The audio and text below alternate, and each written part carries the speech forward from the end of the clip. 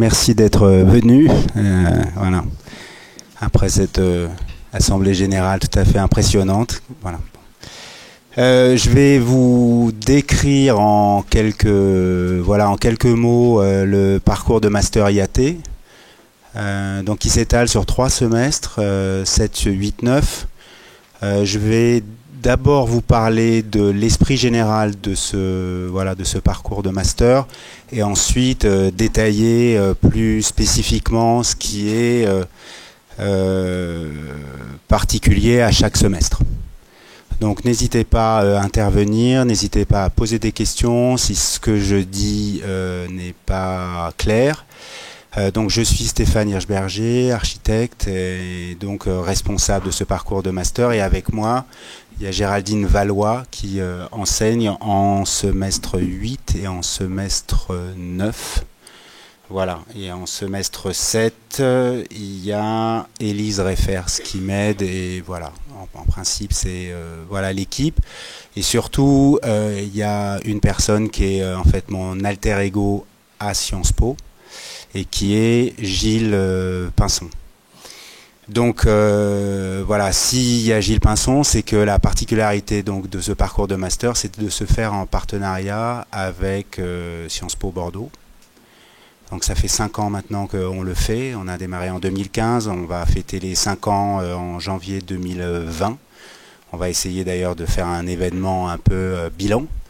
Et l'idée de ce partenariat avec Sciences Po, c'était au-delà des, j'en parlerai un peu plus tard, des particularités, je pense, pédagogiques, mais c'était surtout l'idée d'aborder la question du projet en master autour de tout ce qui fait ses conditions.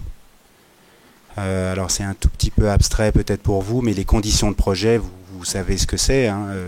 Alors je ne sais pas, peut-être je vais vous poser des questions. Vous êtes pour la plupart en semestre 6, mais il y a peut-être des semestres 9 qui sont là, je ne sais pas. Il y a des 9, voilà, mais c'est essentiellement des 6, c'est ça. Voilà. Donc les conditions de projet, c'est tout ce qui façonne un projet, c'est-à-dire ça va être le programme, ça va être le contexte, ça va être les usages, ça va être les acteurs, ça va être la gouvernance, ça va être le financement, ça va être tout ça. Et l'idée, c'est de, voilà, en termes de, on va dire, de réflexion sur le projet, c'est de le faire à partir de ces conditions, parce que en fait, c'est ces conditions qui modèlent le projet. Alors l'intérêt du partenariat avec Sciences Po, et c'était aussi le souhait, c'était multiple, c'était à la fois d'être avec justement ceux qui sont le plus en lien avec ces conditions de projet, puisque finalement c'est des futurs, pour certains, politiques, ou des futurs commanditaires, ou des futurs maîtres d'ouvrage, hein, des gens qui vont nous passer commande. Et donc c'était voilà, c'était une occasion de partager et de faire partager avec ces étudiants cette question-là. Et puis surtout, le fait de mettre en place un partenariat, c'était d'ouvrir un peu les fenêtres et de vous faire aussi à la fois aborder les cours différemment, et ensuite, à partir du projet dit collectif, j'y reviendrai, de vous faire travailler avec des étudiants qui travaillent sur la même chose que vous, mais différemment. Et donc c'est aussi tout l'intérêt de confronter votre point de vue et de construire votre point de vue à partir justement du dialogue avec ces étudiants. Voilà. Alors en principe tout est expliqué. Alors, je pense à ça tout de suite. J'ai un petit encadré là dans les cahiers qui vont être mis en ligne, ou qui sont peut-être déjà mis en ligne sur le site de l'école. C'est Sciences Po, don't panique. Parce que souvent, quand on parle de Sciences Po, il y a toujours une espèce de crainte. Est-ce que ça va être dur? Est-ce qu'ils sont voilà, plus que nous, moins que nous, différents? Voilà, ils sont exactement comme nous, sauf qu'ils ont appris autre chose. Ils démarrent un master comme vous démarrez un master, et ils ont une formation assez généraliste. Ils sont beaucoup moins spécialistes que vous.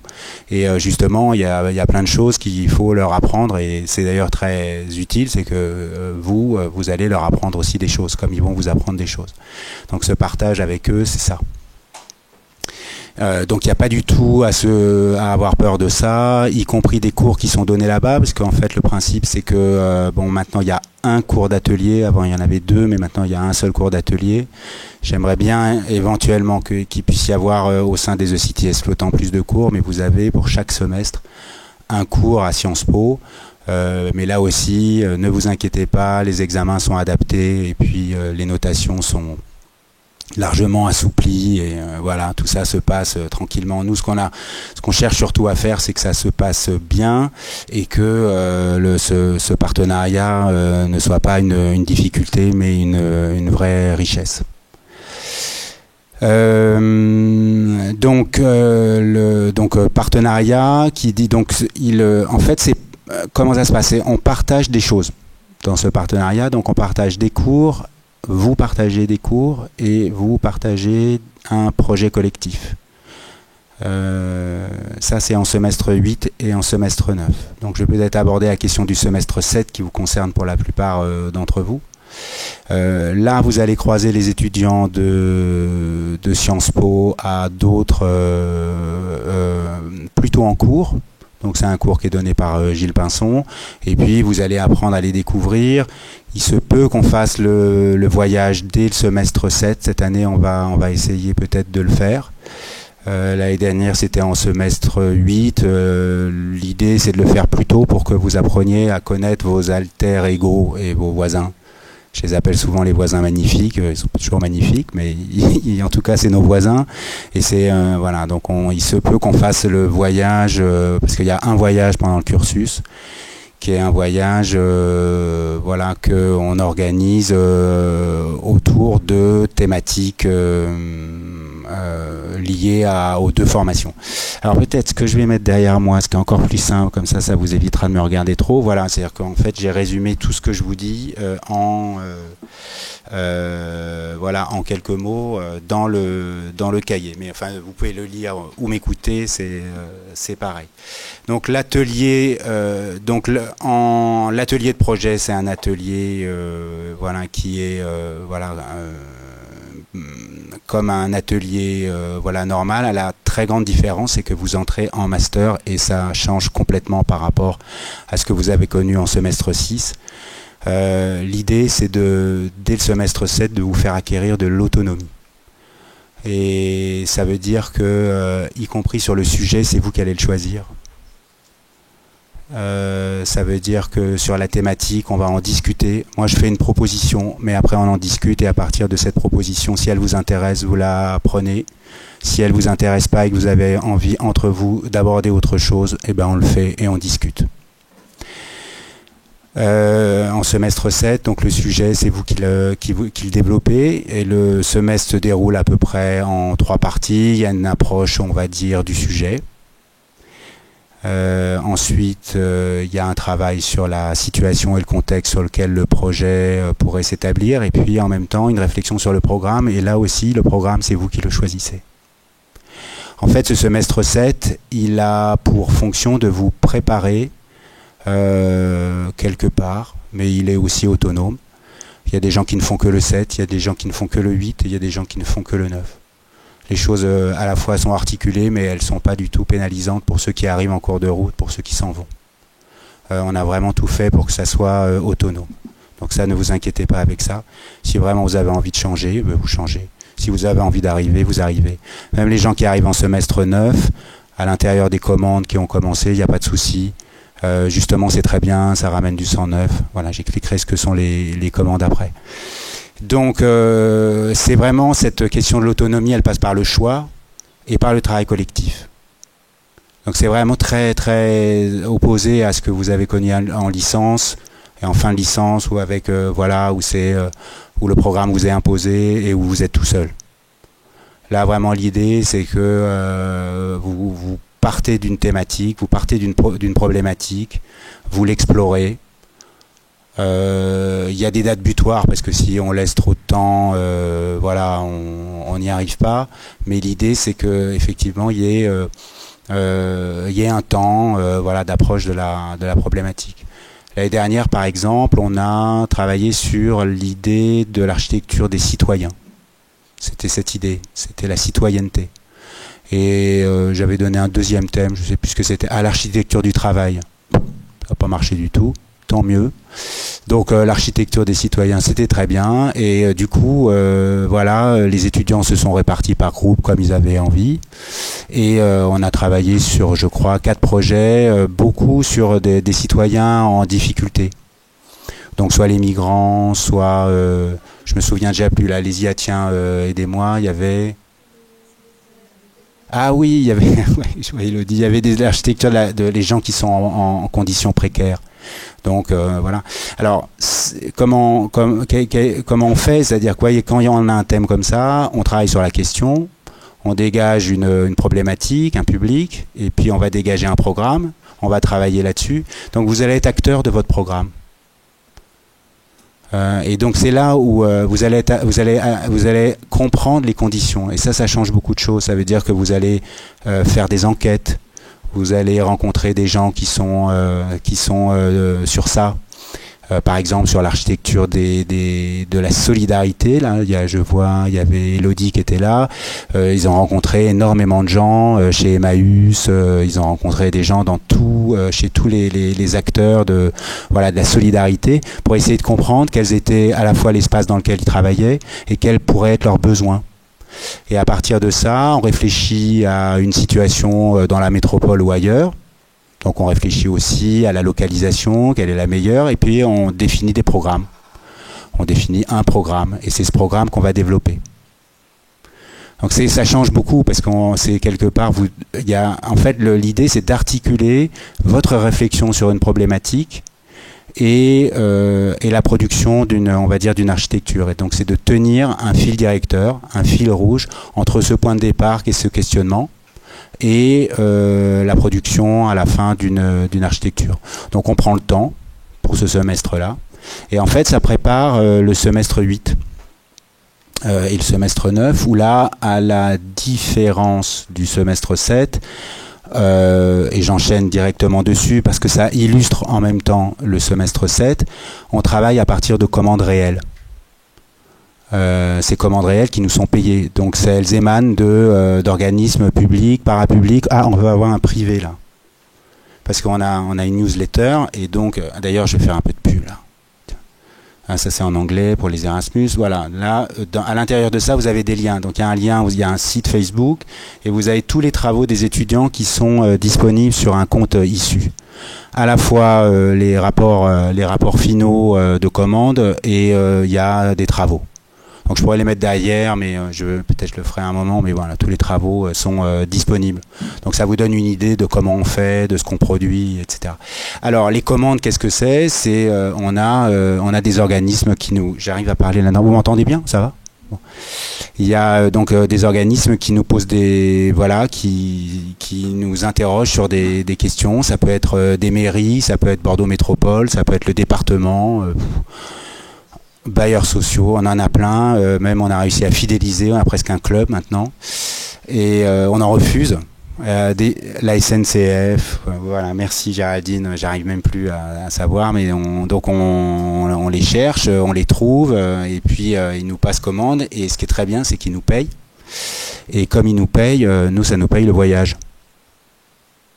Donc ce qu'on essaye de faire, je suis assez prudent, parce qu'en fonction de la destination, on peut pas absolument tout payer. Cette année on était à Istanbul, c'était un peu cher, donc finalement il a fallu vendre des gâteaux pour payer l'hébergement. Enfin en tout cas tout le voyage est payé. Ensuite l'année dernière on a été à Athènes, on a réussi à tout payer. Et donc voilà, cette année on avait une petite idée, c'était d'aller à Bristol. Mais bon, voilà, ça pourra peut-être changer si vous discutez. Pourquoi Bristol ? Parce que c'est une ville qui est leader sur la question des smart cities. Et c'est un sujet qui nous intéressait. Mais on a été à Istanbul parce que c'était la question des régimes autoritaires. Comment une ville, une métropole émergente se fait sous un régime autoritaire. À Athènes, c'était la ville des migrants et une ville en pleine crise économique. C'était au moment où Athènes était vraiment la Grèce très très en difficulté. Torino, on a été à Turin, c'était autour de la nouvelle économie. On a été à Freiburg sur la question de l'habitat participatif. Donc en fait, on cherche un thème et on fait en fait un voyage qu'on mixte, on rencontre des gens, on visite, et on essaie d'organiser le voyage pour les deux, voilà, pour les deux populations, voilà, les Sciences Po et les archis. Et donc ces commandes, on les reçoit et voilà, ça dure 1 an, ça dure 8 et 9, mais au niveau de l'archi, le semestre 8, il est autonome. Donc là, cette année, par exemple, là, en ce moment, là, ce matin, il y a eu, et puis il reste encore 2 groupes, mais on est en rendu d'archi, parce qu'il y a à la fois le travail en commun, en projet co, et puis un travail architectural qui est de niveau semestre 8. Bon. En salle 7, voilà, il reste 2 groupes, donc si vous voulez venir voir un rendu, vous pouvez venir voir la fin d'un rendu d'IAT. Et l'idée, c'est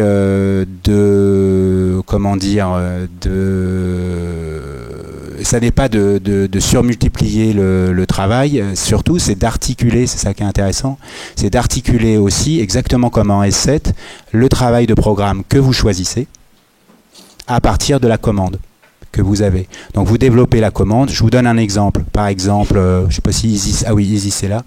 On a une commande sur la SNCF sur les gares métropolitaines qui sont inemployées. D'accord. Par exemple, Talence-Médoquine. Vous voyez cette petite gare là qu'on voit là, qui est un peu nichée, voilà, sous des ponts.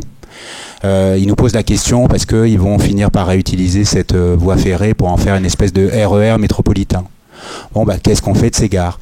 Ben ça, on réfléchit, on enquête. Donc voilà, le groupe a fait, notamment avec les Sciences Po, a fait une enquête, a recueilli 160 réponses.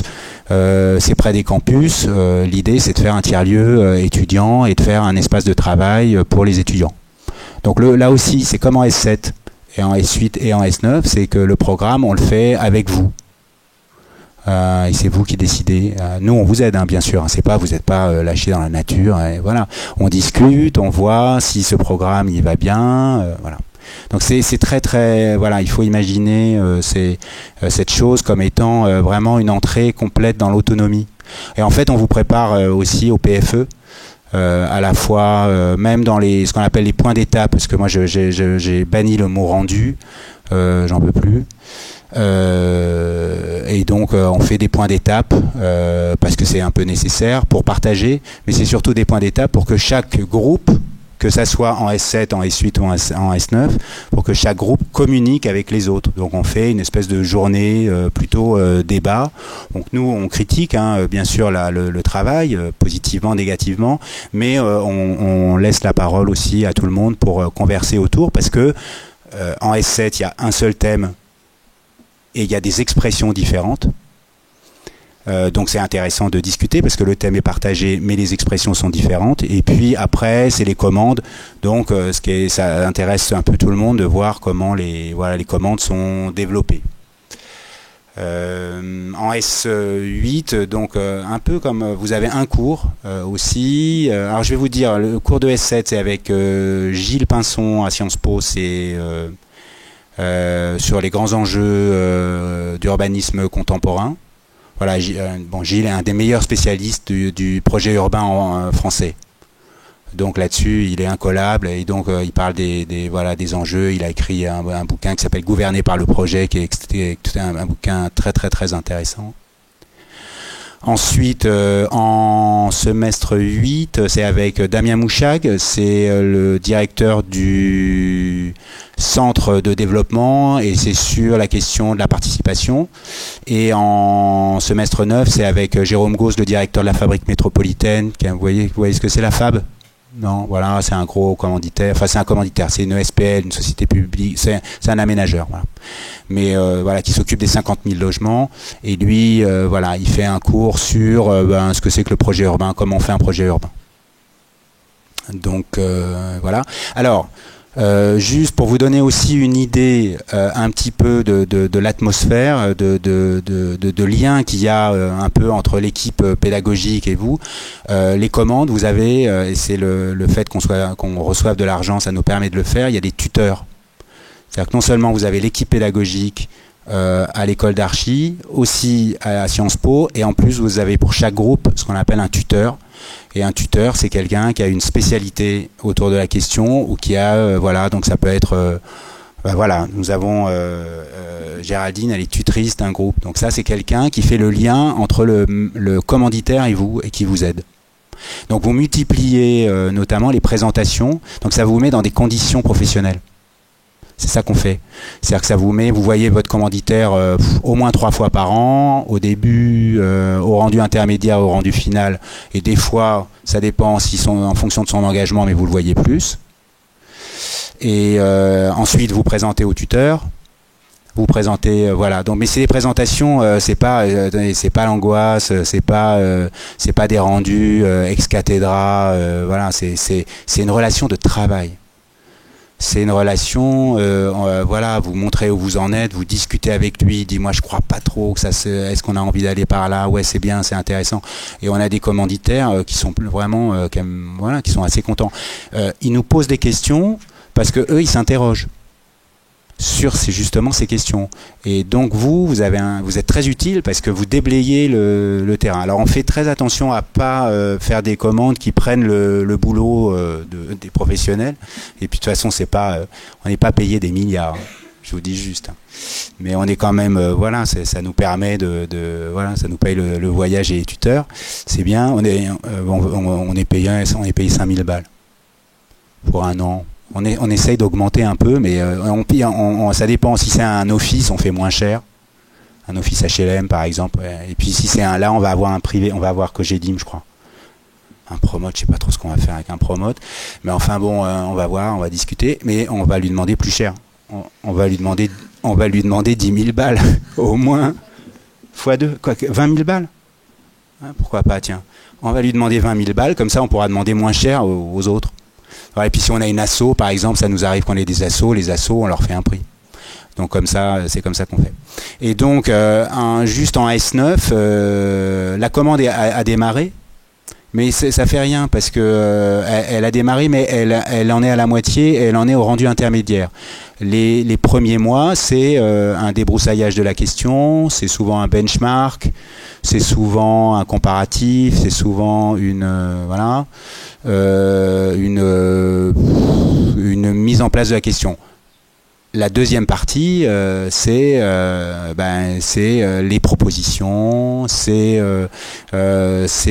voilà, et puis des projets architecturaux différents. Donc voilà, il y a absolument, vous partez pas en retard. Tous les étudiants qui sont arrivés en S9, ils n'ont jamais souffert, et au contraire, ils ont réimpulsé beaucoup d'énergie dans la commande. Et donc la commande, elle se termine en décembre, en janvier, on voit. Et puis voilà, le projet d'archi se termine fin janvier. Toujours un projet d'archi qui est une articulation, une illustration. Une chose qui est très importante peut-être pour vous pour saisir, c'est que le projet d'architecture, il prend un sens. Il prend un sens parce qu'il vient illustrer une question. Il vient prendre une place. Et en faisant ça, et c'était tout l'intérêt de ce partenariat et de ce qu'on cherche à faire, c'est aussi à ce que vous puissiez vous positionner. On cherche à vous donner un point de vue, à ce que vous construisiez un point de vue sur une problématique. Par exemple, je prends en S7, cette année j'ai mis ça comme ça, mais comme vraiment un sujet ouvert, c'est la question du réemploi. C'est une question aujourd'hui majeure. Vous voyez, c'est une question très ouverte. Réemploi de bâtiments, réemploi de sites, peut-être réemploi de personnes, je ne sais pas, réemploi voilà, la question du réemploi, du recyclage, de l'économie circulaire, voilà, c'est très ouvert. Bon, mais quelle forme vous allez donner à tout ça? Eh ben c'est totalement ouvert. Vous allez discuter. Même pendant un moment, nous on ne sera pas là. Vous discuterez entre vous. Et puis la semaine suivante, vous reviendrez, on aura un petit débat, vous rediscuterez, voilà. Donc tout ça, voilà, il y a des groupes Facebook, vous allez boire des coups ensemble, vous discutez de ça ou d'autres choses. Mais voilà, on est vraiment dans cette atmosphère-là. Si les IATiens qui sont là, si je raconte des conneries, vous levez le doigt et vous n'hésitez pas, vous le dites. Hein. Ils disent rien, ils sont sympathiques, mais si ça se trouve, ils se disent putain, il est en train de raconter que des conneries. Alors attendez, je vais juste voulais vous montrer, on a là-dessus, il faudrait que je la mette parce qu'elle est toute neuve, voilà, c'est la plaquette Progeco. Voilà, regardez, c'est pas beau ça? Voilà. Sciences politiques au singulier d'ailleurs, tiens. Architecture, voilà. Et donc ça vous raconte ce que c'est, voilà nos commanditaires. Vous voyez, les sujets par exemple, ouais, on a eu un sujet qui était très intéressant du CD33 sur les gens du voyage, l'avenir des gares, la question des travailleurs saisonniers. Alors ce qui est très intéressant, c'est qu'on nous pose des questions innovantes. Là, on a beaucoup de chance, parce que tous ces commanditaires, ils se posent des questions sur vraiment des choses d'actualité. Vous voyez par exemple, ah oui, on a eu un sujet une fois sur la nuit. Celui-là, c'était vraiment bien. On a fait des promenades la nuit et tout ça, c'est drôle. On a eu des trucs qui étaient moins sexy, qui étaient la redynamisation des zones économiques. Je sais pas pourquoi, il y a une année ou deux, on nous a mis de l'économique dans les dents, là. Je sais pas, il y avait une mode. Mais des fois, voilà, Aquitanie, ça peut être sur un espace public. Alors des fois, c'est sur des lieux. Donc Dravemont, par exemple, on a un groupe qui travaille sur les aubiers. Puis des fois sur des thématiques très ouvertes. Une année, on a eu le son. Je sens chez vous un silence de qualité. Le son dans la ville. Bon, alors là, c'était commandé par le C2D sur le développement. On a eu voilà, la métropole du dernier quart d'heure, de la livraison, la logistique urbaine. Là aussi, c'était assez compliqué. Bon, mais on est rentré dedans. C'était la CCI. Voilà. Enfin, tout ça, c'est des petites anecdotes, mais pour vous donner un peu l'esprit. Est-ce que j'oublie des choses? Non, j'ai envie juste de vous dire que c'est voilà. Les choses sont complètement, j'espère y arriver, on espère y arriver avec Géraldine, on essaye de dédramatiser tout ça, vraiment, qu'on sorte et que vous rentrez vraiment dans un dispositif de professionnalisation. Professionnalisation, c'est pas uniquement notre objectif. L'objectif aussi, c'est de vous donner un regard sur le projet à partir de tout ce qui le fabrique. Voilà. Et d'ailleurs, ce qu'on fait aussi, c'est qu'on travaille sur comment on le fait. C'est-à-dire comment on le finance, comment on le gouverne, comment voilà, on vous aide. Nous, des fois, on n'y arrive pas d'ailleurs. Mais voilà, quels vont être les acteurs. Donc ça va être tout le jeu d'acteurs. Voilà.